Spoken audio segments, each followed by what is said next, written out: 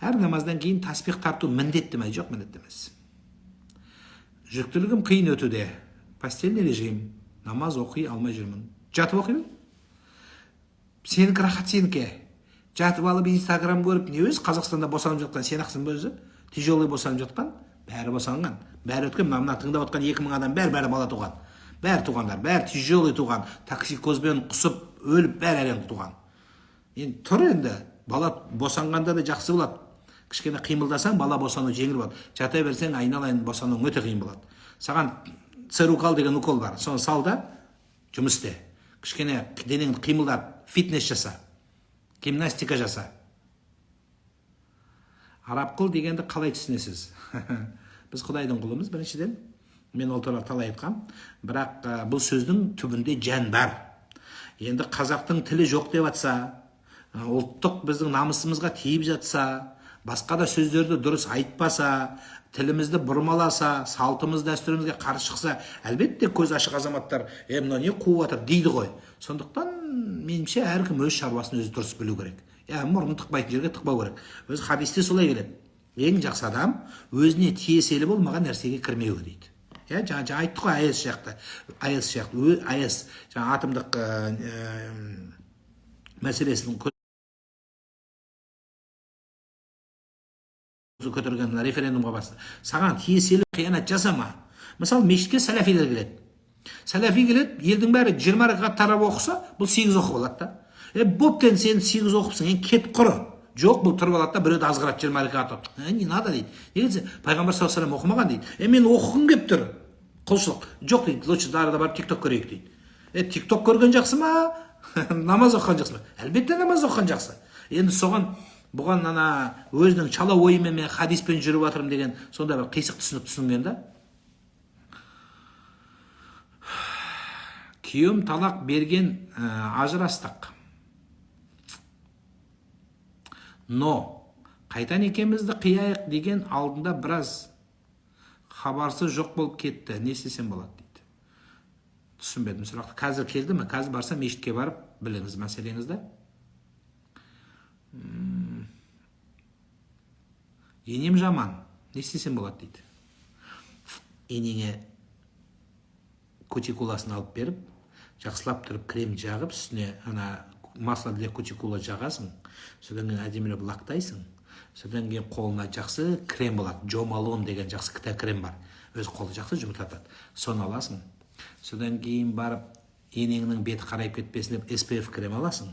Оның астына основа жағып бересің. Содан кейін аяғын тырнағын алып бересің. Содан кейін енең мынандай болады, мынандай болады.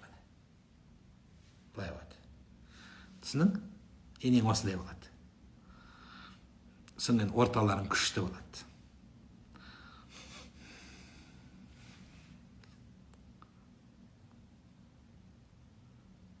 Таң намаздан ғана бастасам бола ма? Болады жаным. Баста. Нұрлан аға, таң намаздан кейін ұйықтауға жатса болады ма? Болады. Енді ұйықтамаған жақсы, бірақ ұйықтаймыз бәріміз, ол өтірік айтып, мен ұйықтамаймын деп өтірік әулие болмай қою керек, жоқ жерде слишком өзінандай бір пайғамбар сияқты көрсетпеудің қажеті жоқ. Пендеміз бәріміз ұйықтаймыз, өтірік емес. Сөйт. Тахаджуд намазын оқу үшін міндетті түрде ұйықтау керек па? Жоқ. Ұйықтаған жақсы, сүннетке жақын амал, ұйықтаған жақсы. Ұйықтамаса оқуға болмай ма не? Болады. Оқи беріңіз. Екінші әйел алу үшін бірінші әйелдің рұқсаты керек па? Обязательно керек. Шарт деп айтамыз. Неге? Өйткені семья бұзылып, жанұя ыдырап, үлкен дау-дамай болады. Осылай сұраған адамдардың барлығы екінші әйелден рұқсат алу үшін бірінші әйелден рұқсат алу керек.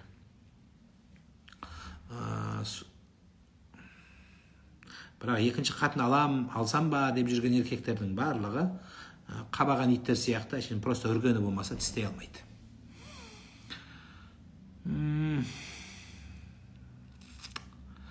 Жаназа шығарылған үйде аяғы ауыр келіншек не істегені дұрыс дейді. Үйден шықпай отырған дұрыс.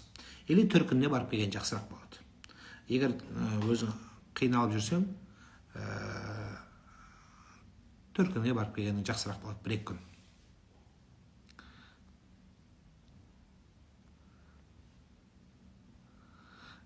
Түс жүру тұратын приложение, Құдай қаласа, осы алдымыздағы айдың алдыңғы күндерінде үлкен менің приложениемнің ашылу рәсімін жасаймыз.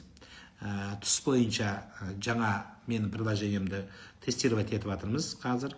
Құдай бұйырса жақын арада аяқталады. Сол жерден тіке сіздердің түстеріңізді жоритын боламыз. Намаз бастағым келеді, телефоннан қарап оқуға бола ма? Болады.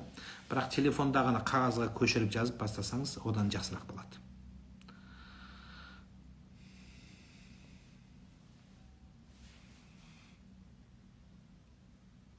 Основаны қайдан білем? Ой, основа тұрмақ, мен лифтинг клиентті білем. Лифтинг білем, Ларош Посайды білем, мен көп нәрсе білем. Просто айта бермеймін ғой.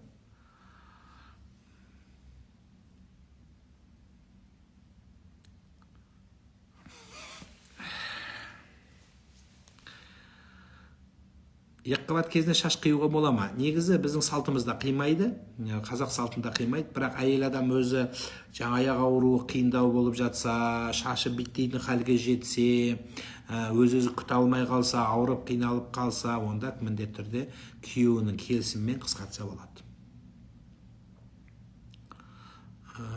Басы биттеп кетсе, оны қиындау болады.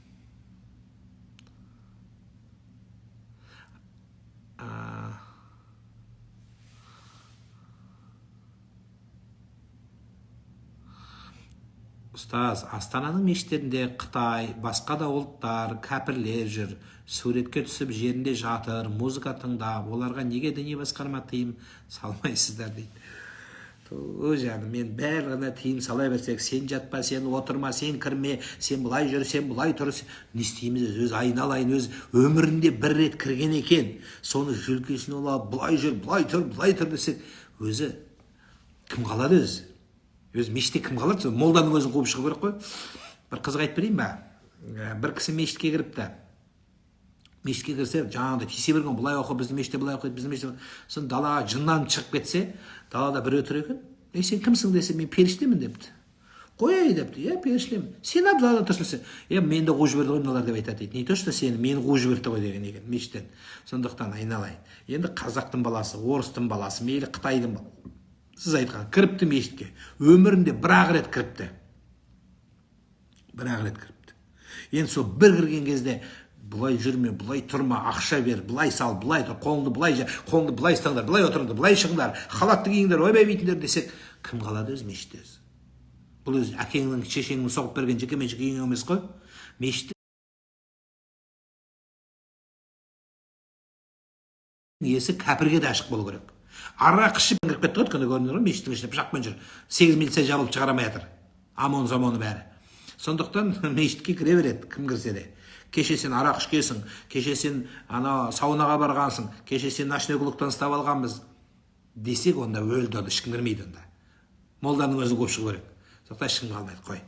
Кіргендерге кел деп айтатын өзі ел емес пе едік біз өзі.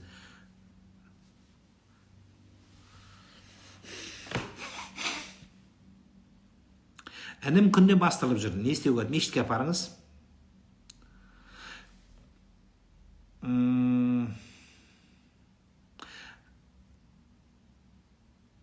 Официальный инстаграмда шықтым. Мектепте хиджабпен көруге рұқсат берді дейді. Шын ба, әлде күшіне енбеген заң ба? Білмедім. Мен де көріп қалдым. Жауабын сол министрлік бере жатар, білмедім. Мәселе ол орамалында емес, оны талай айтқанбыз. Оның үкімі Алла тағаладан берген дүниенің талай жауабын айтқанбыз, бірақ қалай болғанда да оны заң орындар өз мәселесі айтылар. Таң намазын оқып болған соң духа намазын оқыса бола ма? Жоқ, болмайды. Күн шығу керек қой. Қазақ баласына Иса деген есім беруге бола ма? Болады. Өте жақсы. Иса алейхиссалам пайғамбар ғой. Құранда Алла тағала аты ұлықталған пайғамбар.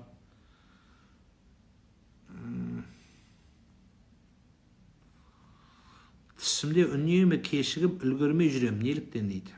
Екі себебі бар. Біріншісі көңіл мәселесіңіз, өзіңіздің. Екінші бір уәделеріңіз бар, орындамай жүрген. Біреудің отбасын бұзған адамның үкімі қандай дейді. ей десеші.